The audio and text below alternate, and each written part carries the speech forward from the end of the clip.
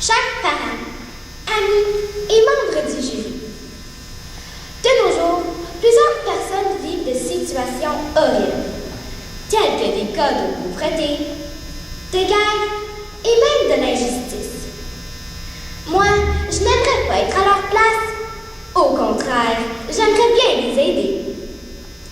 Mais parfois je me demande, et si j'étais chef de file d'un monde libre, la première question que j'aborderais serait la pauvreté extrême. Et oui, à mon humble avis, si nous pouvons éliminer la pauvreté extrême et diminuer la pauvreté dans le monde, nous pouvons aussi éliminer tout autre problème. Car imaginez-vous, la faim touche aujourd'hui environ 1 milliard de personnes, soit 1/6 de la population mondiale. Environ 8 millions d'enfants meurent à chaque année à cause de la pauvreté. Et environ 150 millions d'enfants de moins de 6 ans souffrent de méfaits de la malnutrition. Et en plus, ça coûte aussi aux pays en développement des milliards de dollars sous forme de perte de productivité et de revenus. Selon un rapport de la FAO, l'Agence de l'ONU de l'alimentation et de l'agriculture, aucune nation n'est épargnée de la pauvreté. Mais comme toujours, ce sont les pays les plus pauvres et les populations les plus diminuées qui en présentent le plus. Mais cela veut aussi dire que même dans les pays les plus développés, il y a des gens qui vivent de la pauvreté. Par exemple, prenons notre beau et vaste pays, le Canada. Au Canada, environ 11% des Canadiens vivent en dessous du seuil de la pauvreté. Dans une nation d'environ 33,3 millions de personnes, environ 3,5 millions de personnes vivent de la pauvreté. Pire encore, la majorité de ces victimes sont des enfants. Et en plus, le recensement indique que environ 18% des enfants canadiens vivent dans des familles qui reçoivent un revenu inférieur à celle de la pauvreté et que parmi les enfants d'âge préscolaire, le taux de pauvreté est de 19%. Pourtant, nous sommes le 7e pays le plus riche au monde.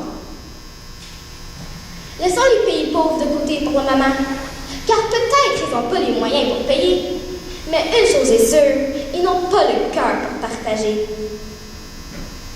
Pensez-y, nous sommes 10 à table, mais la quantité de nourriture suffisante est que pour une personne. Crois-tu que l'humain va partager? Non. La loi de la jungle s'applique et la mode de survie commence. La discrimination commence car c'est la façon la plus facile d'éliminer les concurrents. Les concurrents qui essaieront de résister seront éliminés physiquement. D'où la violence physique qui mène à la guerre, qui mène à l'implication des enfants soldats. Bref, de l'injustice et de la violence. D'ailleurs, on dit, ventre affamé n'a point d'oreille. La pauvreté existera toujours, mais la pauvreté extrême peut être éliminée. D'ailleurs, plusieurs solutions ont été proposées, mais n'ont jamais été appliquées. Et si je suis chef de file du monde entier, je les aiderai à sortir de la pauvreté, mais aussi leur donnerai des moyens de redevenir autonomes et de leur remettre dans le circuit économique.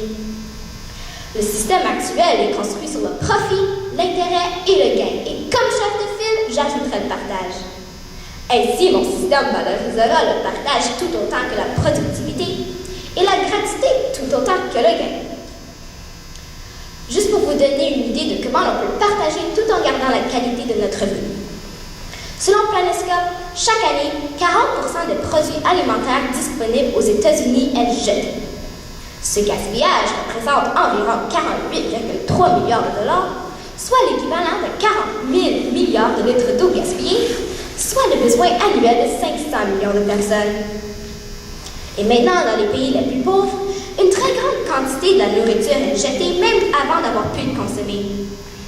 Dépendamment de la culture, de 15 à 35 des produits alimentaires sont perdus directement dans le champ. Et au Canada, chaque personne jette en moyenne 187 kg de nourriture. Les amis, en évitant de jeter la nourriture, nous pouvons déjà nourrir ensemble la moitié des affamés.